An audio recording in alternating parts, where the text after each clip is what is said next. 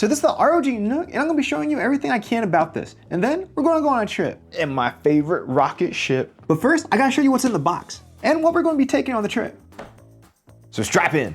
So this is the ROG NUC 970, and it's a gaming mini PC. And the box it comes in is super simple, and I like it that way. So we gotta take this off and open it up. First thing you see is the NUC. After removing the foam layer, you see the stand. And right below that, you have the power supply. And you open a little compartment, and you have the other half of it. But this is literally everything you get in the box.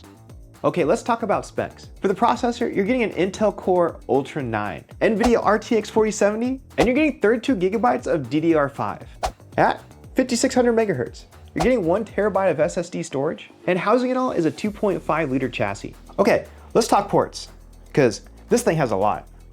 So on the front, you have an SD Express 8 card reader, 2 USB 3.2s, and a 3.5 millimeter headphone jack. And on the back, you get 2 USB 3.2 Gen 2s, 2 USB 2.0s, you get Intel 2.5 gigabit Ethernet, 1 Thunderbolt 4, 1 HDMI 2.1, 2 DisplayPort 1.4s, and the port for power.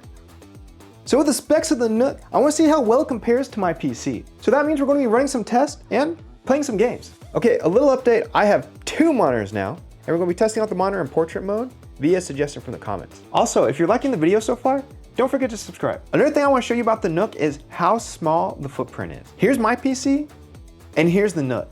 Just look at all this space. That's a lot of space. So to do a little comparison, I ran 3D Mark on both machines. And here are the results. Even though my PC is more powerful, the NUC scored better in its own category. And remember, I'm doing these tests for fun, because I'm genuinely curious how well the NUC compares to my PC that I use daily. Now, time for some games. And the game I wanted to play was Valorant. And while we play games, each one has to support a 4K 240Hz monitor. On my PC, we're going from anywhere from 380 to 460 FPS. And on the NUC, it was ranging from 258 to 361, which isn't bad, and it's plenty for a 240Hz monitor. Another thing I wanted to make sure to do is get a win on each machine. I didn't start out too hot, but in the end, we got it.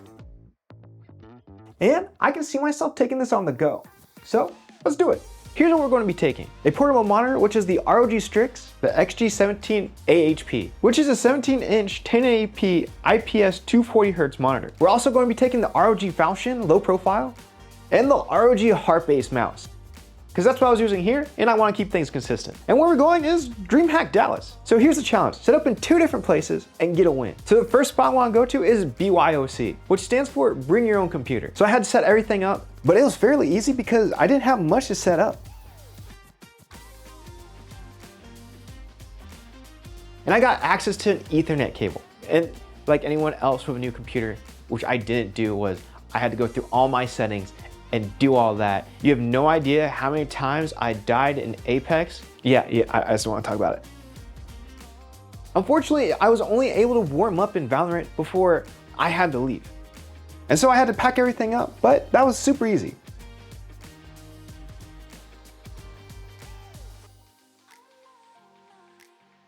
Also, did you know it has an NPU? Instead of me telling you about it, but let's have one of our founding fathers tell you. Been jammers get jammed on. The ROG NUC is powered by the latest in Intel's processor architecture. The Intel Core Ultra processors are the first in Intel's lineup to move away from a monolithic design and making use of Intel's Foveros 3D packaging by making use of technology. Got it.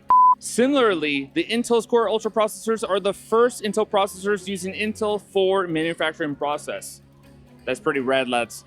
The first to feature Intel Arc graphics and Intel's new NPU. The Intel Core Ultra processor promises several improvements over its predecessors, such as better performance per watt, improved graphics performance, and overall better efficiency in some scenarios, thanks to the new low-powered Island E-cores on the SoC tiles. The NPU should allow the use of a local, low-latency AI capabilities without the need for an internet connection. Get jammed on. Thanks, Ben. That's my friend. So on the next day, I had to find spot number 2 because I couldn't go back to BYOC. So the next spot I found was my friend's booth in Artist Alley. Yeah, man, I set up at my friend's booth. So before the day was over, I had to get a win. But there's one problem. I had to use Wi-Fi and the speed was at 5 megabits. So me and my friends took turns trying to get a win, but that proved harder than we thought it was going to be. She just got knifed. How you feel? I hate this game. But before the day was over, we actually got our win. I also walked around DreamHack with this unreleased product trying to see if anyone would ask me what it was, because I was literally holding it out and walking around.